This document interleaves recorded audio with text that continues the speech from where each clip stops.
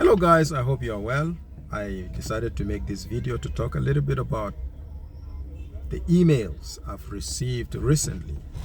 I noticed that some are trying to ask about the security situation here in Brazil, and I decided to make this video. Well, normally I try to avoid topics of this nature because sometimes we end up generalizing. So when we are talking about security or insecurity here in Brazil, you end up generalizing, which is dangerous. Right. Now I'm going to explain why it's dangerous. You see, in the world in general, there are stereotypes. And usually stereotypes are constructed based on some elements of truth. There are some that benefit from such stereotypes. For instance, if you would agree with me, there are places around the world that people believe that those people are very intelligent. They are technologically inclined.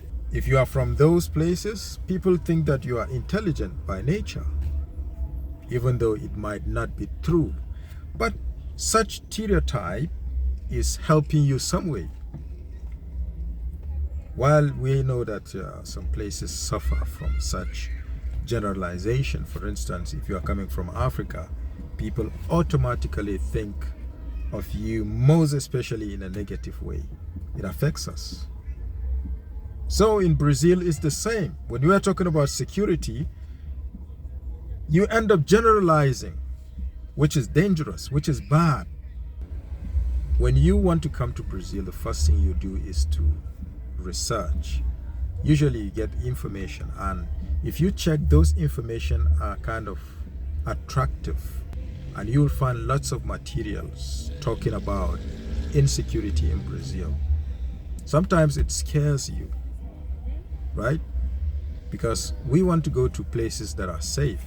We're far away from the family, from our relatives. So you wouldn't like to go to a dangerous place. That is natural. Now let's answer the big question. Is Brazil dangerous? The danger is relative.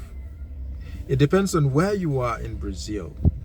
Well, we have small cities in Brazil. We have big cities. Mega cities have the same characteristics. And the tendency is that you have high crime rates in big cities. So here in Brazil, it's not different. If you go to big cities, you are prone to dangerous places. Maybe you face a robbery. They steal your phone, they take your bag, they call it assault here in Brazil. But when we are living in a small city, you don't see that. So when you are talking about security here in Brazil, it's relative. I'll give you an example. When I was doing my master's, I studied in a big city in the south. Now in that city, people said it was dangerous at night, like walking on the street. And how did the robbers act? They drove in cars, and when you were walking in an isolated place, they will stop and rob you. They will take your phone and take your things. I never saw that. Yes, because I respected the period. They told me, okay, if you go in this direction, in this position, you were bound to be robbed. And I tried to avoid that. After my first year, I moved to a smaller city. In that city, there wasn't anything of that nature. Nobody talked about robbery.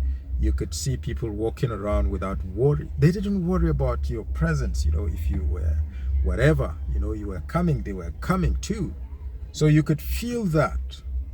While in that big city, you could feel that mistrust of the people. While you were coming, people were like, ooh, they were doubtful. You could see in their movements. Now you go to a smaller city, nothing of that nature. So it means it's relative. In my conclusion, there are two layers of crime in Brazil. The first is the organized crime. Now, people, when they say it's dangerous, they don't mean the second layer of the crime, which I strongly believe is what you're worried about. When someone asks me, oh, is Brazil very dangerous? He is asking about the second layer. He's not asking about the first layer. Now, when Brazilians tell you that Brazil is dangerous, they are talking about the first layer. They are talking about the organized crime. You don't have any business with organized crime unless if you want to be part of them. If you want to dispute space with the organized crime, you see their activities. Okay, this is what they do, this is what they do, and then you try to get involved. That is when you will have contact with organized crime. If not, you have no business with them. The only problem you have is with the second layer. Now, the second layer is danger that you see. Maybe you take the bus and a guy stops you with a gun, with a knife. He takes your phone, he takes your bag. That is a second layer.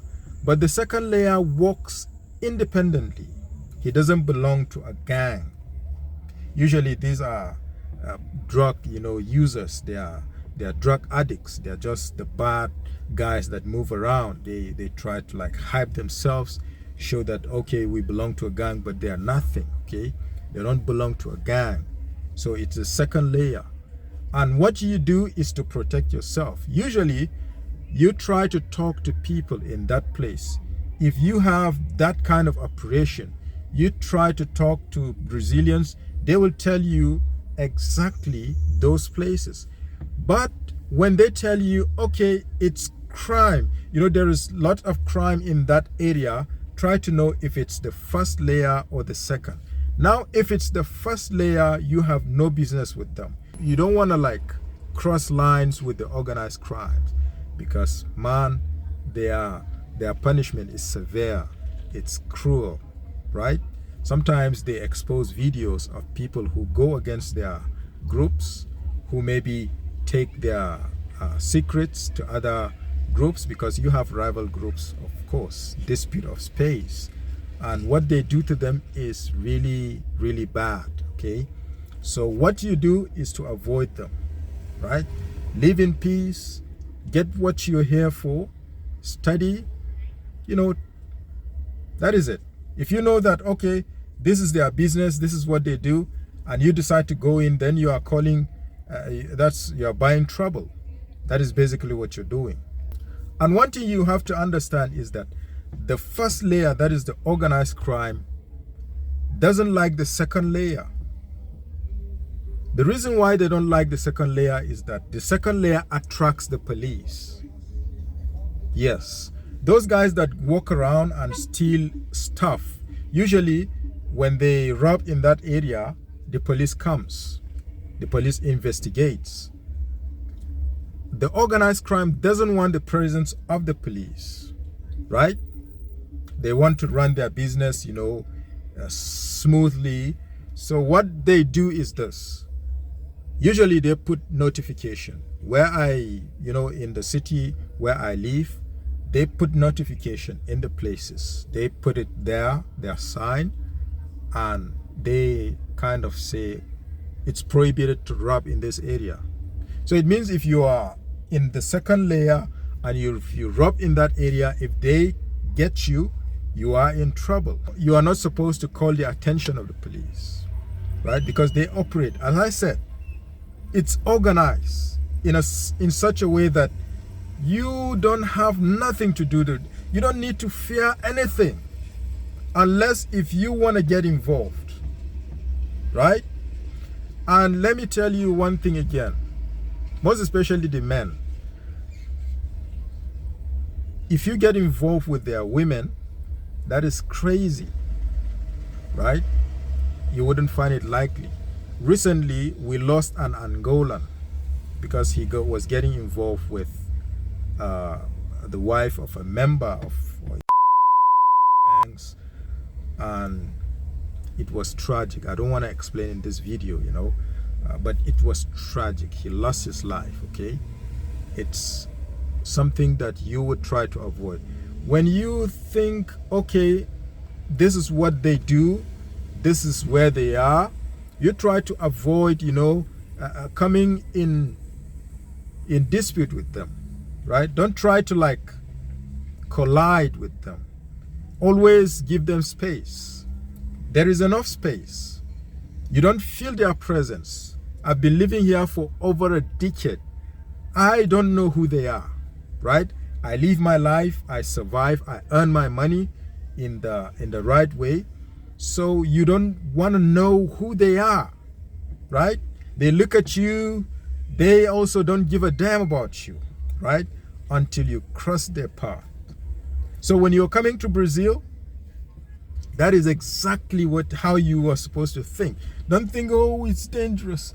You just lock yourself in just one place. There are people who come and, they go to all this condominium, right?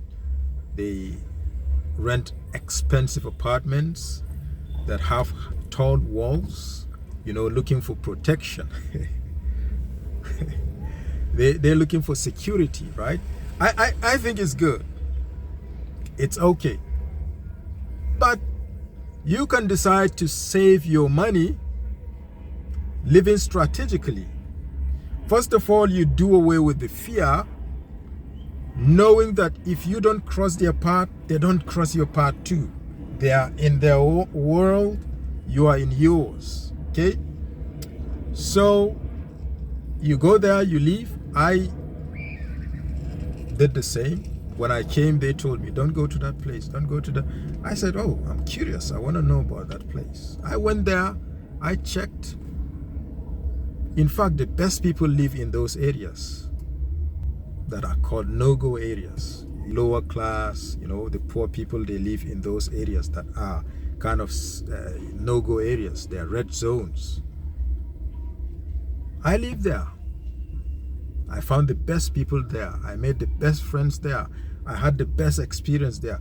From there, you see the real Brazil. That's where you read the country, okay? Because you talk to people, and when you go to the university, when you go to other places, you meet other class of people. So what they tell you is different. What they tell you is different. You have a balance, right? I think it's even the best experience you can have, So this is the video for today. For those of you who are seeking my opinion on security in an explicit way, this is it. But in case I didn't talk about something that you would like to know, you can put it in the comment section and I will come and discuss it, right? See you in the next video.